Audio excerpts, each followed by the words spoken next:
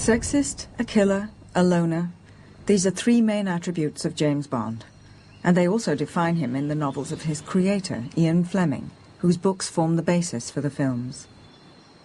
In writing the stories, we always go back to the novels because that's where you find the touchstone for the character. You find elements and situations where the character is as being put into interesting situations, and you can see how he reacted. It's sort of the archive for the Bond character. Ian Fleming even expressed opinions as to some of the casting of the main roles. When Sean was hired, I believe Fleming called him that great snorting lorry driver, was not happy, and then grew to love him as the pictures took off and Sean was so wonderful. It's a Dom Perignon 55. It would be a pity to break it. I prefer the 53 myself. And who was first choice to play the original villain? Clumsy effort, Mr. Bond. You disappoint me. None other than Noel Coward. Noel was asked to play Dr. No, and he was quite funny about it, because I became very friendly with Noel, too. Coward was also an acquaintance of the Flemings in Jamaica. He'd built his house on a hilltop. Fleming built his by the sea.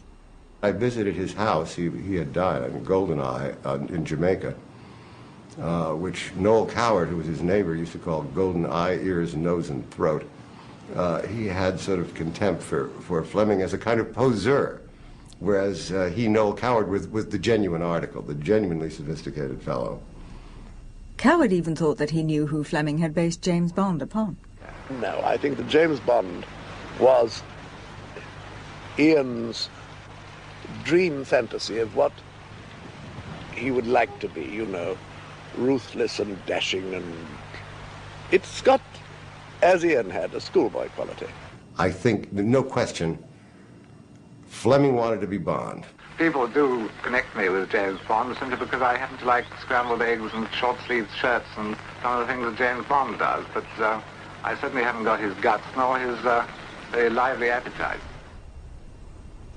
So Fleming wasn't Bond, nor was he a spy in real life, but he was at the Admiralty during the war, working in naval intelligence.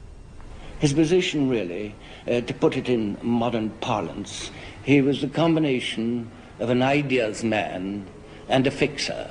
He seemed to live two lives, one during the daytime when he was working here, and the other at night time when he went out into the social world to his bridge parties and other things.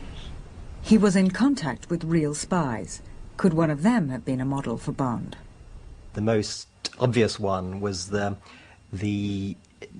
chief, the MI6 station chief in Paris, who was a rather flamboyant character called Biffy Dunderdale. And he used to travel around Paris in a Rolls-Royce, which seems to be kind of almost the wrong thing to do if you're a spy, sort of bringing attention to yourself. But apparently he used to do this. And he was very effective, in fact, in his job. If Fleming borrowed a flamboyant character for his hero, the name he gave him was more mundane. I wanted to find a really flat, quiet name. And one of my Bibles out here is James Bond's Birds of the West Indies. And I thought, well, now, James Bond, now that's a pretty quiet name. And so I simply stole it and used it. Inspiration for his romantic vacations proved very easy. After all, he'd bought his house in Jamaica after the war, and he came there to write every year. He had this 3 months holiday that he'd earmarked for himself in Jamaica. He would go out there, he wouldn't hang around, he didn't socialize very much, or at least he had just one or two friends that he would see, and he would sit down and tap away at his typewriter, and by the time he came to go back to England, usually sort of end of March, perhaps early April, he had a novel in his bag.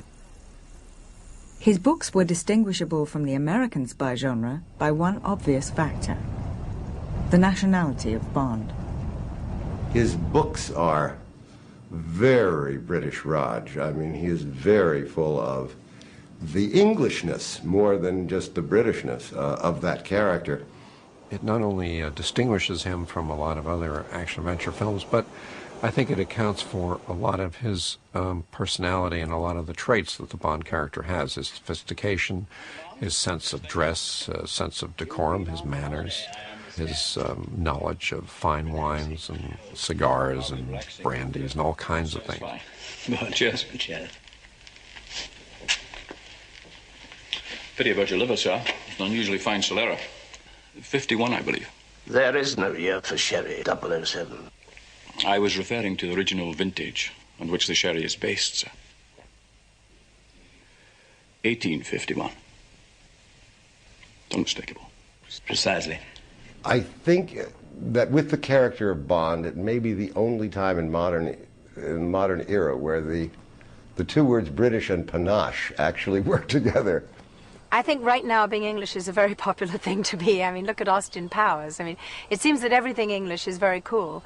And Bond has always epitomized not only the elegant Englishman, but the Englishman of all countries. You know, the man who fits in anywhere, the man who's got a certain air and a certain class, and who can really sweet-talk his way into any situation and out of any situation. And I think that's what people identify with. Over there.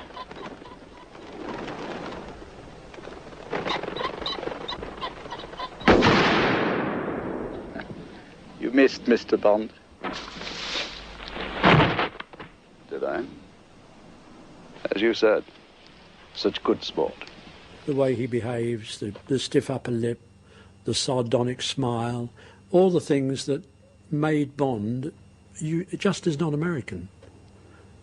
The ironic character, Americans don't really understand irony, do they? I mean, that's very much an English sense of humour, which they love when they see it, but they're not able to reproduce it themselves. One other thing that Bond has, which most of these kind of films don't have, he has a certain amount of charm, and the film has charm. But charm alone won't rescue Bond when he's skied off a cliff. What about heroism and a few special gadgets and pieces of kit? All British made, of course.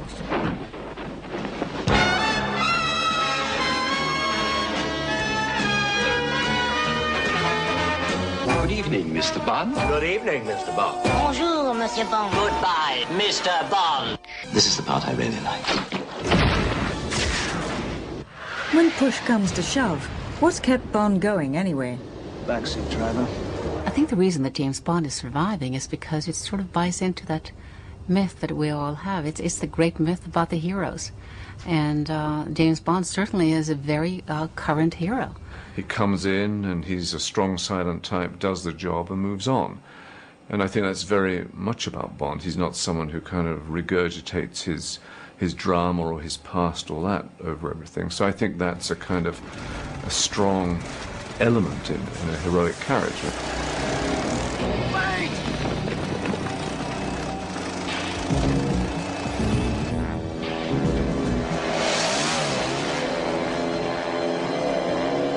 All Bond's other attributes would be pointless if he weren't a hero who could perform remarkable feats.